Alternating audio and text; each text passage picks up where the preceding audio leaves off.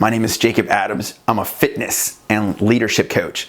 I help people just like you get to the next level in the gym by burning body fat, building muscle, getting personal records, dialing in on nutrition and supplementation program, everything from fish oil to nootropics. Here on YouTube, my focus is on helping you develop winning champion mindsets, dialing on those perspectives to help us get to the next level.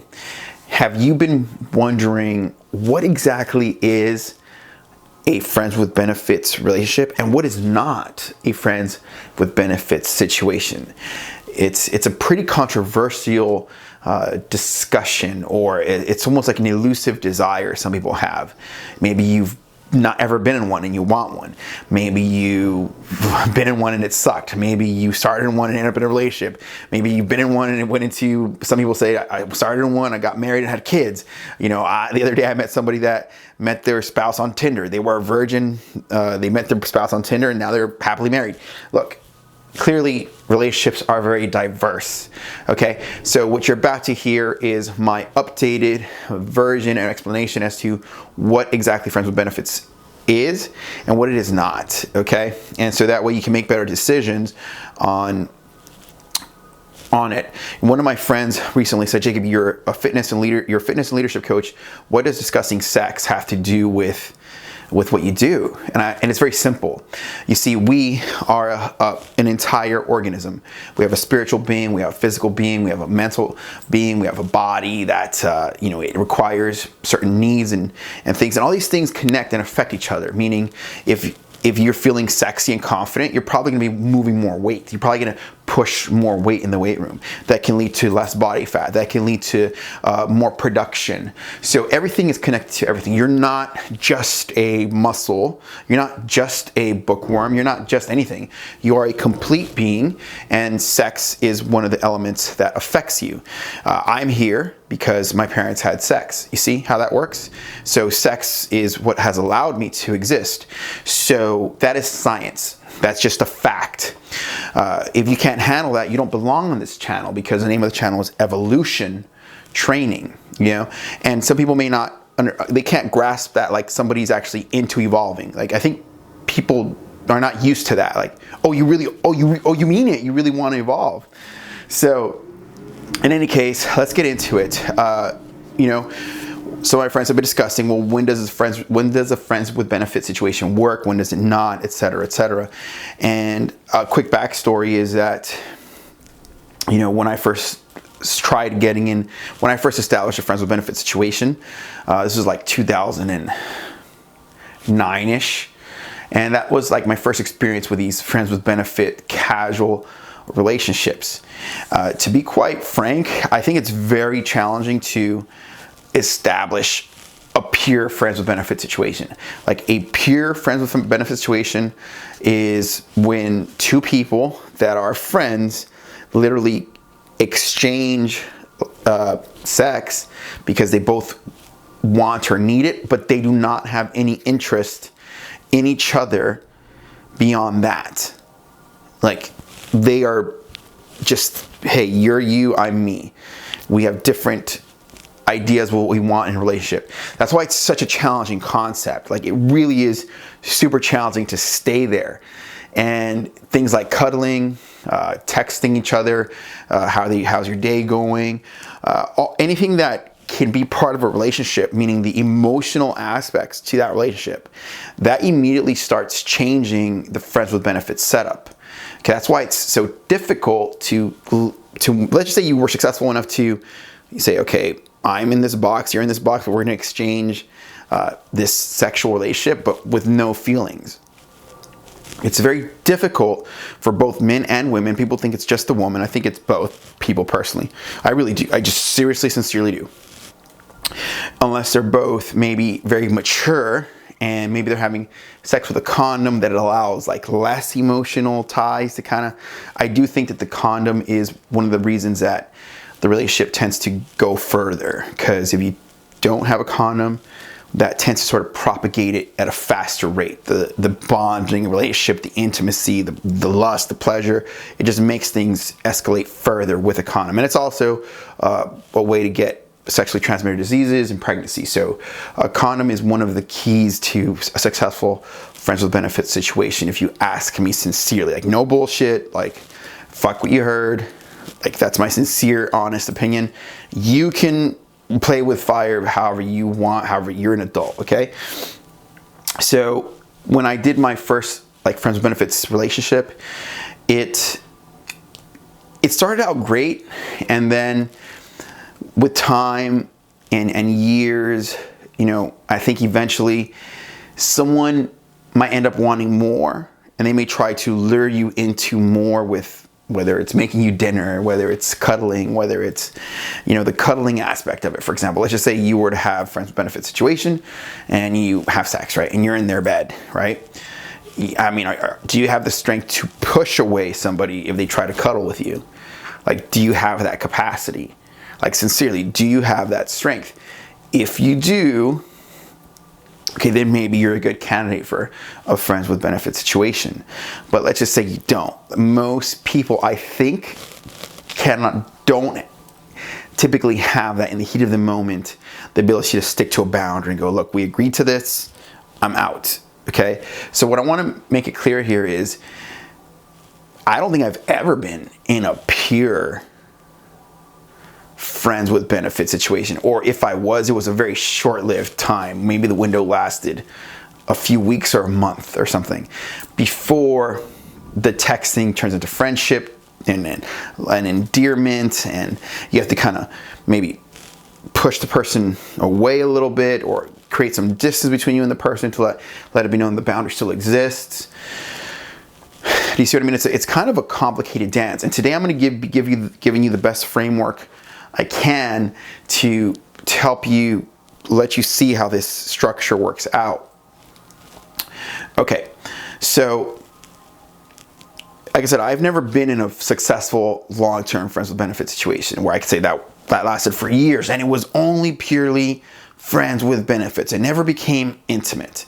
I don't think I've ever been in one just pure. I'm going to show you the framework of what one is, okay?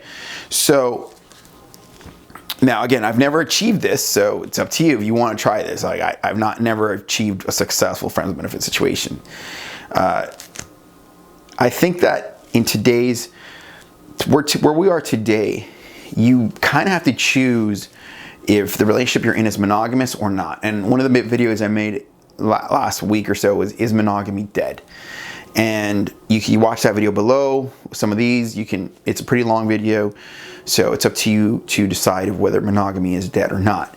Now, this is sort of the framework as to what I've discovered, because in today's world, you really have to decide, are you gonna look for trying to obtain whatever monogamy is to you or not? And then I'll give you something that one of my coaches told me. He's a professional licensed therapist and everything, so you can kind of go from there. This is an overall structure of relationships. Friends with benefits are down here, meaning it's low commitment. It's purely almost like an exchange of desires and wants and needs. We have sex, nothing more. It's an exchange. Okay, there's little intimacy, if any, of emotional, you know, if this person says, okay, well, if that person were to tell you, okay, that was fun, I'm gonna go have sex with, let's just say I'm a male, and if that person's name is Susie, right?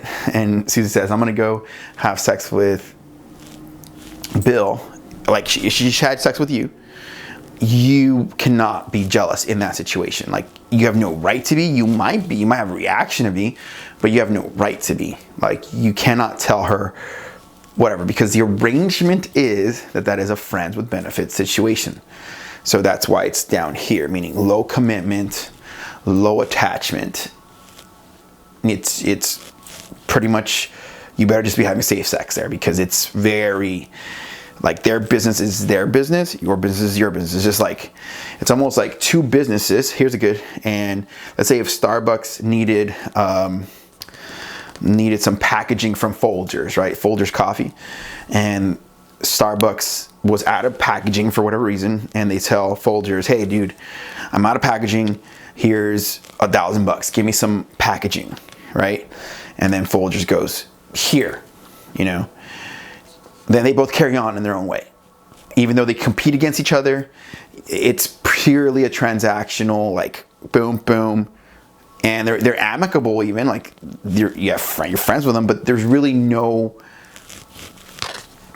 I want to be clear here. That's why it's the bottom there. See that? Okay, friends with benefits. Then above that is multiple long-term relationships. Okay, so this is a new framework I just learned, and it makes more sense in this respect. So multiple long-term relationships.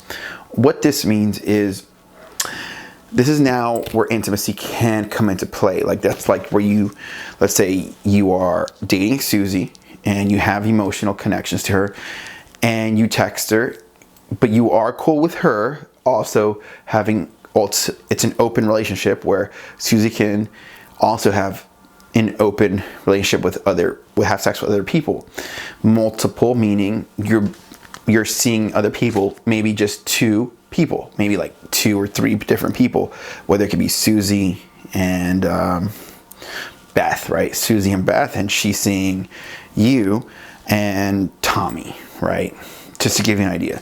And you're both cool with that because it's open relationships. But they're almost on the same plane. There's like a flat. It's like a flat surface. You're not necessarily valuing. How should I put it? By definition, you're not valuing one more than the other. By definition, you might have feelings that you might one day want one more than the other or whatever, but by definition, it is the same. Okay?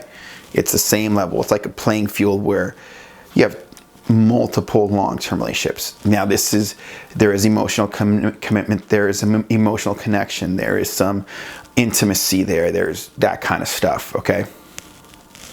But it is still open, okay?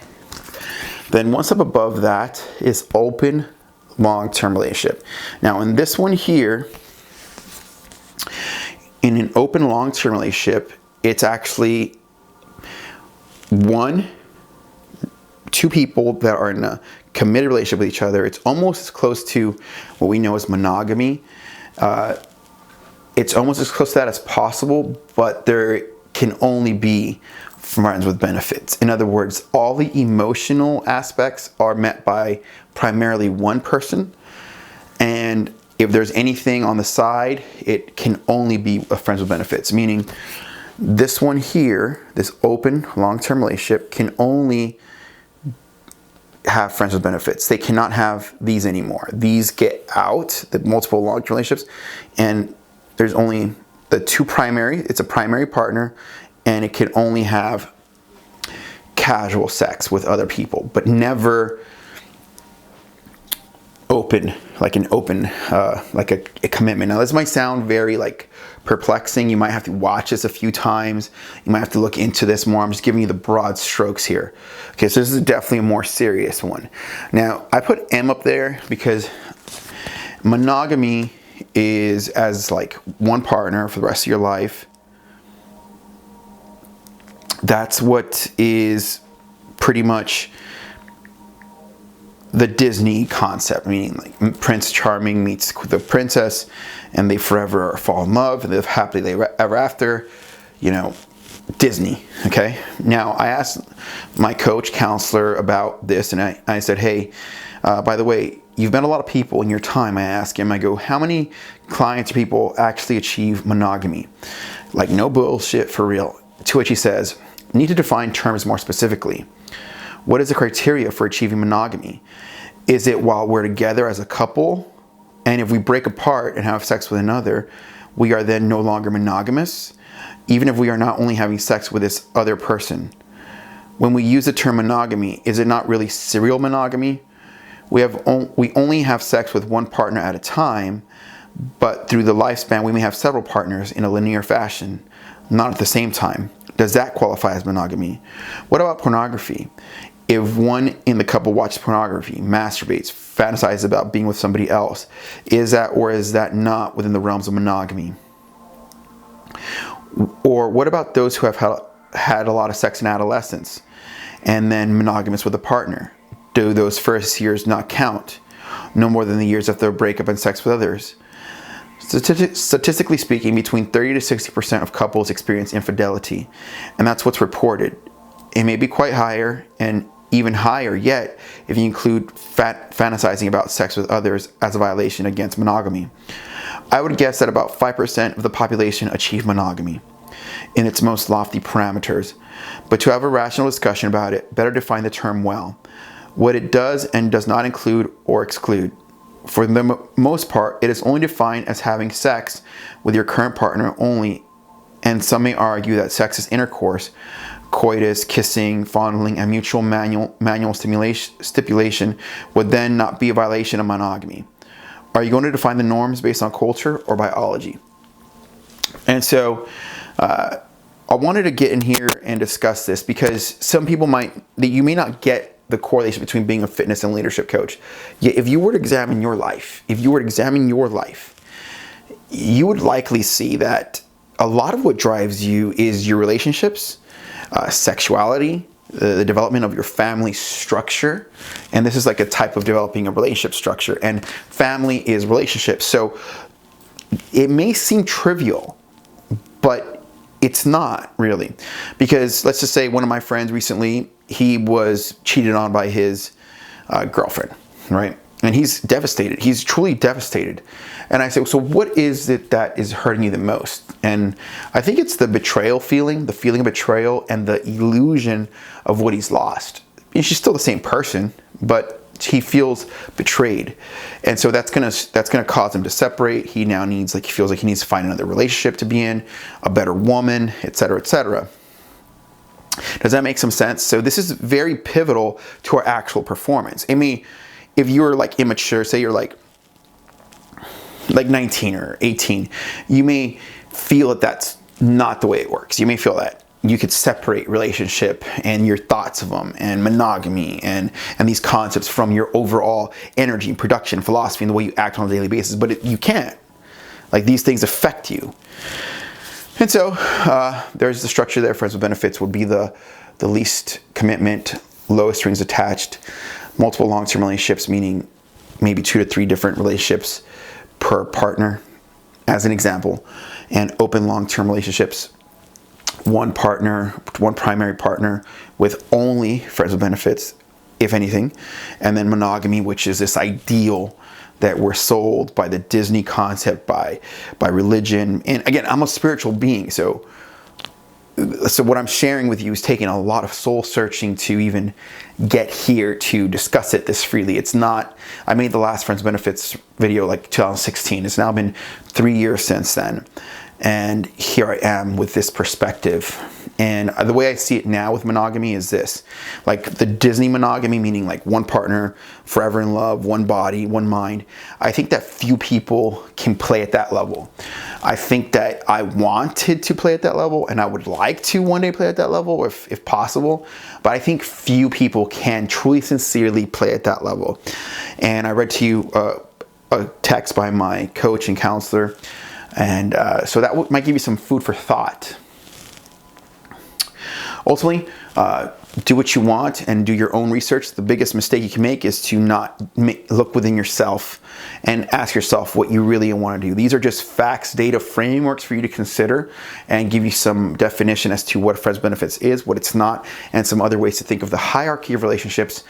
And also, subscribe, comment below, and to my friend, yes, I guess I am a doer. All right, bye.